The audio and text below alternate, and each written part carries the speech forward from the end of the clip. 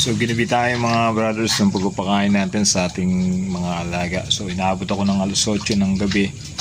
Pero ang aking papaalala sa inyo mga brothers, once na napakain na natin itong ating mga alaga, for example, yung katulad niya, napakain siyempre, lalo na kung tinutubigan natin yung kanilang mga pakainan, nalalaglagan yung mga area na yan ng ating mga tiratirang pagkain ng ating mga alaga. For example, nagkakaroon din sila ng mga tiratirang pagkain doon sa mga bibig nila.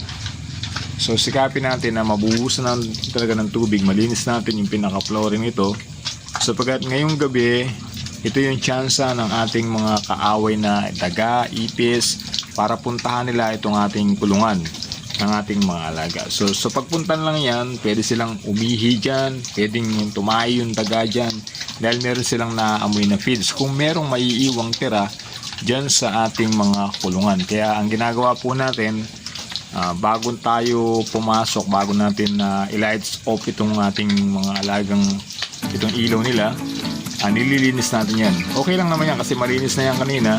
So binubusan ko na lang ng tubig para yung tira-tirang pagkain, kahit yung amoy ng feeds na natira-tira dyan, ay walang maamoy yung ating kaaway na daga at saka yung mga kaaway natin ipis. So sa ganung bagay, naiiwasan natin yung pagdadala ng sakit ng mga daga na yan, then yung mga ipis.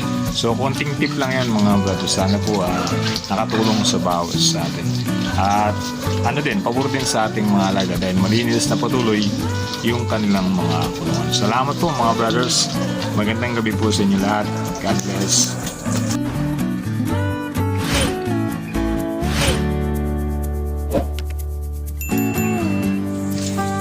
Ayan po mga brothers. Hindi po ba ang ugali ng mga baboy natin? Tunin niyo po, dila sila ng dila dun sa semento na kung saan kanilang hihigaan din mamaya. Paano po kung yun nga po, kung may naiwang feeds din at ginapangan ng ipis tapos ng daga umihigan. So dahil din ang trabaho ng ating mga alagang baboy, so maiinom nila or madidilaan din nila yung mga ihi o yung tain ng ating kaaway na daga. Kaya tama lang, linisin natin.